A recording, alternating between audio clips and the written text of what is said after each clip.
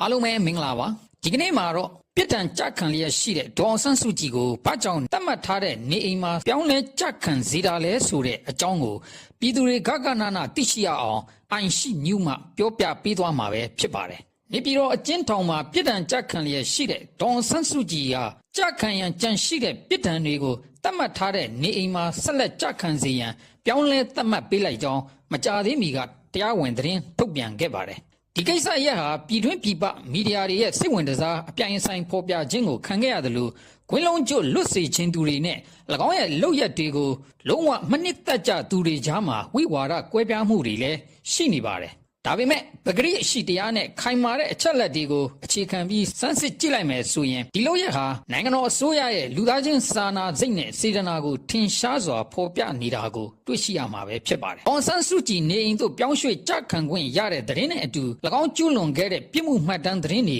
ကလည်းထက်ခါတလဲလဲထွက်ပေါ်လာနေပါတယ်။ဒေါ်စုရင်ဆိုင်ခဲ့ရတဲ့အမှုအခင်းတွေဟာခိုင်လုံတဲ့သက်သေအထောက်အထားတွေအရတရားရုံးကပြစ်ဒဏ်ချမှတ်ခဲ့ခြင်းပဲဖြစ်ပါတယ်။ COVID-19 ကာလအတွင်းစီကံသတ်မှတ်ချက်တွေကိုချိုးဖောက်ပြီးကား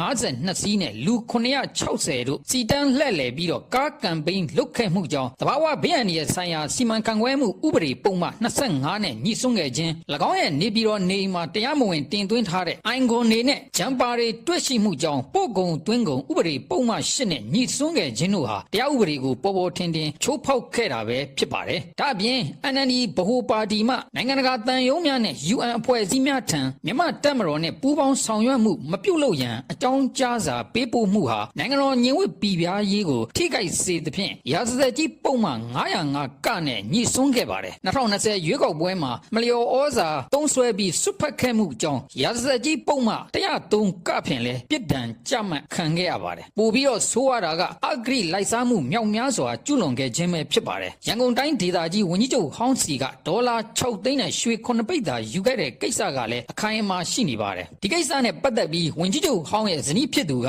၎င်းကိုယ်တိုင်ထုတ်ပိုးပြီးပေးလိုက်ခြင်းဖြစ်တယ်၎င်းရဲ့ခင်မွန်းကဒေါ်အောင်ဆန်းစုကြည်ထံအမှန်တကယ်ပေးအပ်ခဲ့ခြင်းဖြစ်ကြောင်းလဲဝန်ခံထွက်ဆိုခဲ့ပြီးဖြစ်ပါတယ်ဒါအပြင်ဥမောင်ဝိတ်စီကဒေါ်လာ9သိန်းခွဲယူခဲ့တဲ့ကိစ္စဒေါ်ခင်ကြည်ဖောင်ဒေးရှင်းအတွက်လာရောင်တော်မြေ101.33ဧကကိုမလျော်ဩဇာသုံးစွဲခဲ့မှုနဲ့နိုင်ငံဘဏ္ဍာငွေဆုံးရှုံးစေမှုရရင်ငှားရမ်းရေးမှာလဲလီယိုနာဒို SPA ကုမ္ပဏီနဲ့ပေါင်းပြီးမြန်မာငွေ23ဘီလီယံကျော်အလွဲသုံးစားလုပ်ခဲ့မှုစတဲ့အမှုပေါင်းများစွာကိုအဂရိလိုက်စားမှုတိုက်ဖျက်ရေးဥပဒေပုံမှန်55နဲ့ညှိစွန်းခဲ့ပါတယ်အထက်ပါအချက်တွေကညှဉ်းချက်ထုတ်လို့မရတဲ့ပဂရိအရှိတရားတွေပဲဖြစ်ပါတယ်ဒေါ်ဆန်းစုကြည်အုပ်ချုပ်စဉ်ကာလအတွင်းမှာနိုင်ငံသားအကြံပေးတွေကိုအလွန်အမင်းအားကိုးခဲ့မှုဟာနိုင်ငံတော်အတွက်ကြီးမားတဲ့အန္တရာယ်ကိုဖြစ်စေခဲ့ပါတယ်ရှောင်းတာနဲ့အပါအဝင်နိုင်ငံသားအကြံပေး90ခန့်ကိုဌာနတိုင်းမှာဒေါ်လာမြောက်များစွာပေးပြီးခန့်အပ်ထားခဲ့ပါတယ်တိုင်းပြည်စီးပွားရေးနဲ့စီမံခန့်ခွဲမှုအားလုံးကိုတိုင်းတစ်ပါးသားတွေလက်ထဲကိုပုံအပ်ခဲ့ပါတယ်၎င်းတို့ဟာနိုင်ငံတော်လုံခြုံရေးဆိုင်ရာလျှို့ဝှက်ချက်တွေကိုပေးသိစေခဲ့မှုကြောင့်ဒေါ်ဆန်းစုကြည်ဟာနိုင်ငံတော်လျှို့ဝှက်အဥပဒေပုံမှန်ဖြင့်ပြစ်ဒဏ်ကြခံခဲ့ရပါတယ်မြန်မာအမျိုးသားကာကွယ်ရေးအကြံပေးအဖြစ်ဗြိတိရှထောက်လှမ်းရေး MI6 အဖွဲ့မှဂျိုးဖစ်ရှာကိုခန့်အပ်မှုအထိရှိခဲ့ရာ NLD 9နှစ်တာကာလအတွင်းမှာမြန်မာနိုင်ငံဟာနိုင်ငံတကာအုပ်ချုပ်ခံနိုင်ငံတစ်ဖွဲ့ဖြစ်ခဲ့ပြီးတော့အချုပ်အခြာအာဏာဆုံးရှုံးလူနှီးပါဖြစ်ခဲ့ရပါတယ်ဒီနိုင်ငံသားအကြံပေးဟာဘာသာရေးနဲ့ဘင်္ဂလီအရေးတို့မှာကြီးစွာသောဝင်ရောက်စွတ်ဖက်မှုတွေရှိခဲ့တာကိုလက်ခံကြရမှာပဲဖြစ်ပါတယ်ပြည်သူထောက်ခံမှုကိုယူပြီးတိုင်းပြည်ကိုတိုင်းတစ်ပါးသားလက်ထဲထိုးအပ်ခဲ့တဲ့လုပ်ရအတွက်တာဝန်အရှိဆုံးဖြစ်တဲ့အတွက်၎င်းအနေနဲ့ထိုက်တန်တဲ့ပြစ်ဒဏ်ကိုခံရခြင်းပဲဖြစ်ပါတယ်အာဏာမရခင် NLD မှာပညာရှင်များစွာရှိခဲ့သည်ဟုပြောခဲ့တော်လဲလက်တွေ့မှာကိုယ့်အရေးချင်းနဲ့မအုပ်ချုပ်နိုင်ပဲနိုင်ငံသားများကိုပဲအားကိုးခဲ့တာကိုတွေ့ရပါတယ်ဒါအပြင်တပ်မတော်ကိုရန်ဘတ်တပွဲသဘောထားပြီးဆန့်ကျင်ခဲ့တဲ့အတွက်ကြောင့်အမျိုးသားပြန်လည်သင့်မြတ်ရေးနဲ့ငြိမ်းချမ်းရေးကိစ္စများမအောင်မြင်ခဲ့သလိုပြည်သူများလည်